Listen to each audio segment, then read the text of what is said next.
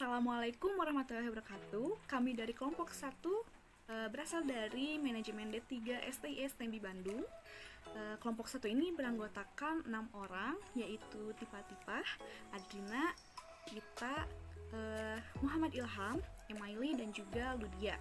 Nah, di video kali ini kita akan mempresentasikan tentang pengadaan sumber daya manusia. Adapun dari video ini adalah untuk memenuhi salah satu tugas ujian tengah semester dari manajemen sumber daya manusia. Nah, maka dari itu izinkan kami untuk mempresentasikan pengadaan sumber daya manusia ini. Pengadaan SDM atau procurement pada dasarnya merupakan suatu proses untuk mengisi berbagai posisi jabatan yang dibutuhkan oleh perusahaan. Karyawan merupakan aset penting bagi perusahaan. Dalam mencapai tujuan, pengadaan karyawan yang kompeten dan berkualitas akan mencerminkan keberhasilan perusahaan dalam meraih tujuan di masa depan.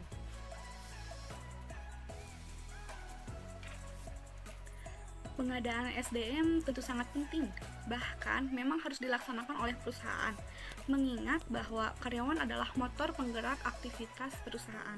Oleh karena itu, proses pengadaan tenaga kerja itu tidak boleh dilakukan asal jadi saja, karena perusahaan harus lihat dalam memilih para calon karyawannya untuk direkrut.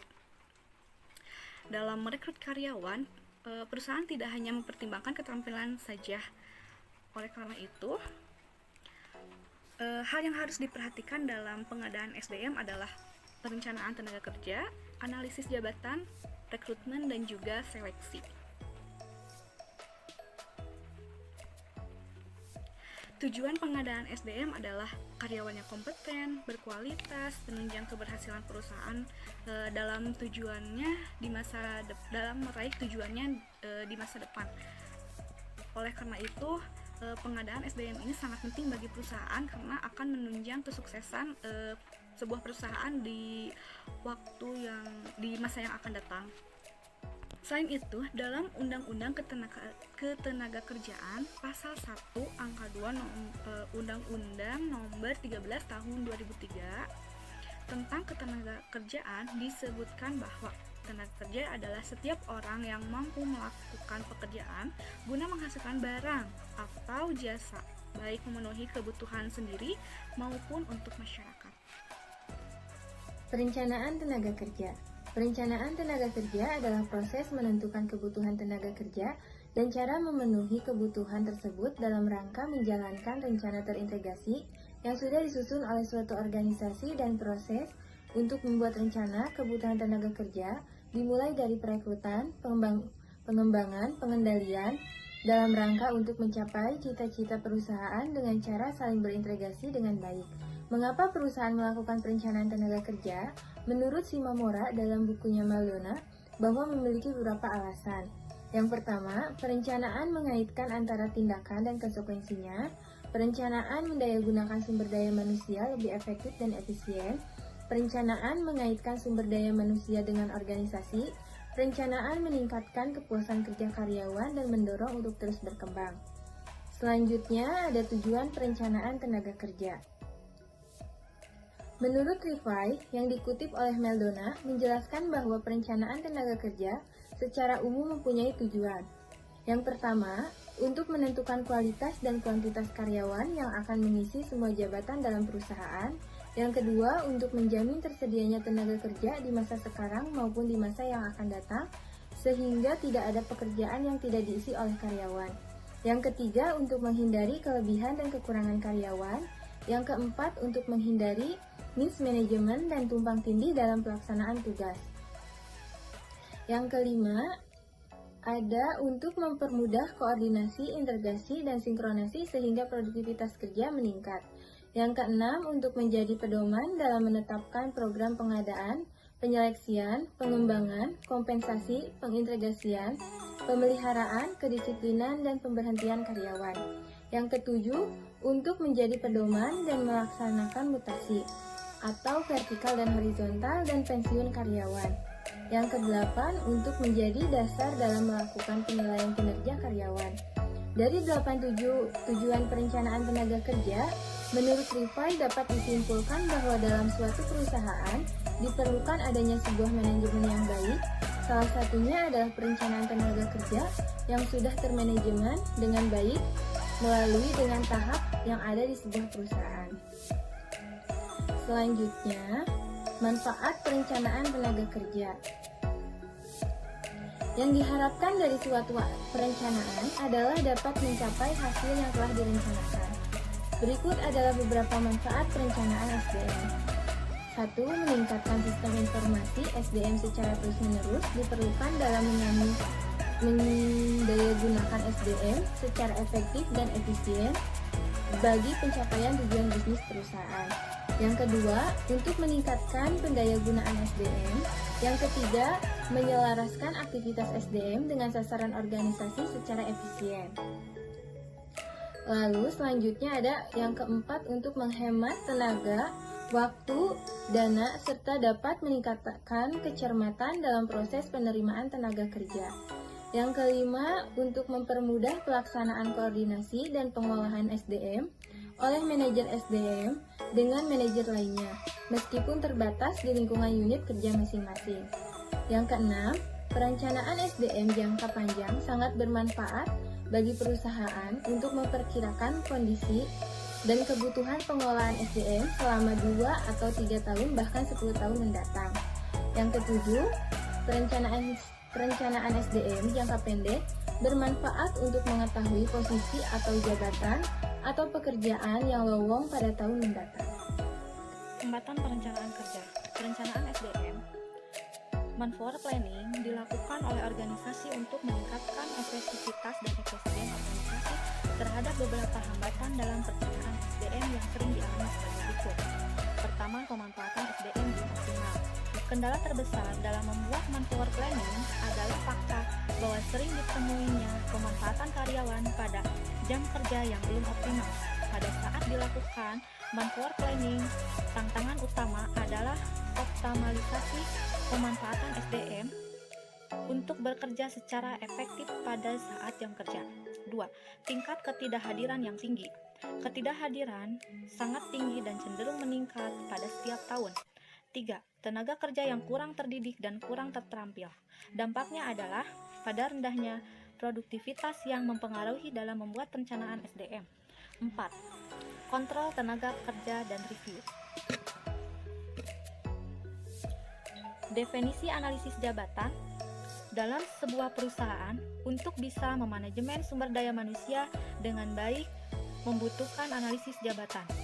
Keberadaan analisis jabatan ini sangat penting karena penerapan yang penting tersebut tentunya mengharuskan sebuah pembahasan secara detail. Adanya sebuah analisis yang satu ini bertujuan untuk menentukan karakteristik yang harus dimiliki seseorang dalam sebuah jabatan. Hasil dari sebuah analisis tersebut bisa berupa sebuah deskripsi maupun spesifikasi sebuah jabatan. Untuk lebih lanjut mengenai analisis jabatan ini, analisis jabatan itu sendiri merupakan sebuah kegiatan pengumpulan informasi yang berhubungan dengan suatu jabatan dan pekerjaan dengan persyaratan tertentu. Untuk bahasa singkatnya yaitu langkah mengidentifikasikan tugas dan juga syarat suatu pekerjaan. Pekerjaan tersebut dijabarkan mengenai tugas dan persyaratan yang harus dilakukan oleh seseorang. Tentunya untuk bisa mengidentifikasikan sebuah tugas harus melakukan pengumpulan data mengenai jabatan informasi. Yang diolah dari analisis ini biasanya digunakan untuk kepentingan yang berhubungan dengan sumber daya manusia. Sistematis sebuah jabatan dengan melakukan sebuah studi dan juga pencatatan tanggung jawab seperti tugas dan keterampilan yang dimiliki. Yang pertama, faktor penunjang dalam proses manajerial. Sebuah perusahaan, proses manajerial. Pertama, faktor penunjang dalam proses manajerial. Sebuah perusahaan tentu harus diatur sebelum bisa mencapai hal tersebut. Membutuhkan yang namanya analisis jabatan. Hal ini agar mampu melakukan proses secara tepat. Proses manajerial ini memerlukan sebuah tahap yang menjadikan seorang manajer harus jadi dalam memahami karyawan dengan mudah ditempatkan pada posisi yang sesuai. Kedua, sarana proses rekrutmen. Ketika perusahaan hendak melakukan sebuah penyelenggaraan karyawan, tentu mengharuskan untuk melakukan rekrutmen. Hal ini bertujuan untuk menentukan seperti apa orang yang hendak menduduki jabatan dalam pekerjaan perusahaan tersebut. Adanya analisis ini akan mampu untuk menunjukkan sebuah kualifikasi dan juga keterampilan yang ada. 3. Mengetahui kinerja karyawan. Kinerja seorang karyawan akan berimbas pada keefektifan kegiatan sebuah perusahaan dengan adanya analisis ini. Perusahaan akan mampu untuk memeriksa apakah tujuan dan juga sasaran yang ada pada karyawan sudah tercapai. Hal tersebut biasanya dikenakan job analisis, membantu dalam menentukan standar suatu pekerjaan. Tentunya seluruh kinerja karyawan akan lebih mudah diukur dan juga dinilai sesuai dengan standar yang ada. Keempat, adanya manajemen kompetisial. 4. Adanya manajemen konvensiasi. Sebuah analisis sangat penting untuk menentukan besarnya paket gaji seorang karyawan, bahkan tidak hanya itu saja. Besarnya tunjangan dan juga insentif sangat dipengaruhi dengan adanya analisis ini.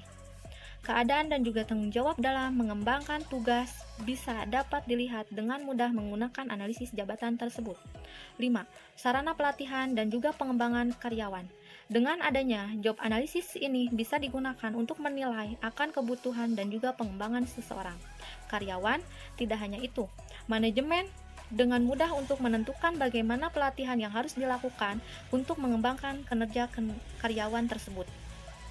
Dari pelatihan yang tepat untuk diberikan kepada seorang karyawan tersebut, tentunya akan mendapatkan sebuah hasil yang bisa disesuaikan dengan rencana perusahaan, tujuan yang ada, terlebih dalam hal efisiensinya suatu perusahaan. 6. Untuk meningkatkan produktivitas. Hal yang paling penting bagi sebuah perusahaan ketika menerapkan analisis jabatan ini yaitu kemampuan produktivitas yang meningkat. Hal ini tentunya berimbas pada pendapatan perusahaan itu sendiri. Mengalami kemudahan, peluangan untuk berkembang. 6. Untuk meningkat produktivitas. Hal yang paling penting bagi sebuah perusahaan ketika menerapkan analisis jabatan ini yaitu kemampuan produktivitas yang meningkat. Hal ini tentunya berimbas pada pendapatan perusahaan itu sendiri. Ketika sebuah produktivitas perusahaan mampu berjalan dengan baik, kecuali kemungkinan perusahaan tersebut mengalami kemunduran, peluang perusahaan untuk berkembang justru lebih banyak. Pentingnya informasi analisis pekerjaan atau jabatan. Bahwa analisis jabatan terdiri atas dua kata, analisis dan jabatan. Analisis merupakan aktivitas berpikir untuk menjabarkan pokok personal menjadi bagian komponen atau unsur, serta kemungkinan keterkaitan fungsinya. Sedangkan jabatan adalah sekumpulan tugas dan tanggung jawab yang akan, sedang, dan telah dikerjakan oleh tenaga kerja dalam kurun waktu tertentu. Rekrutmen adalah sebagai proses menarik screening dan memilih orang yang memenuhi syarat ketentuan pekerjaan.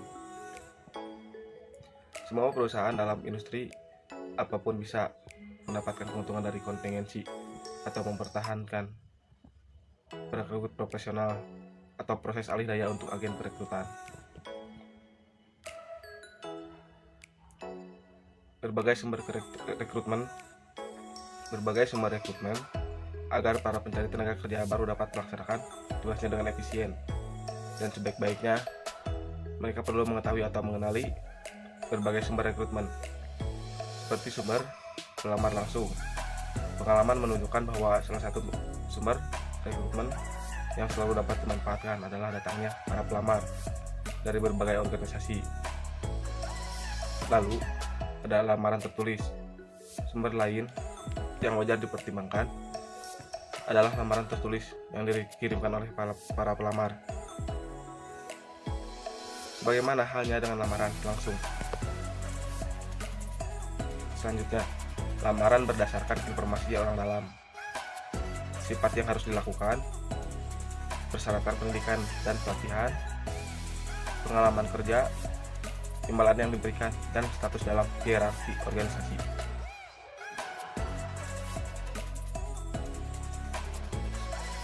Berbagai sumber rekrutmen dan iklan. Adapun pemasangan iklan merupakan salah satu jalur rekrutmen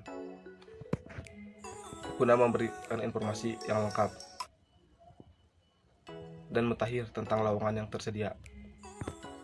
Seleksi adalah usaha pertama yang harus dilakukan untuk memperoleh karyawan yang kompeten yang akan menjabat serta mengerjakan semua pekerjaan perusahaan tersebut, atau apakah dia dapat diterima dalam suatu instansi tertentu.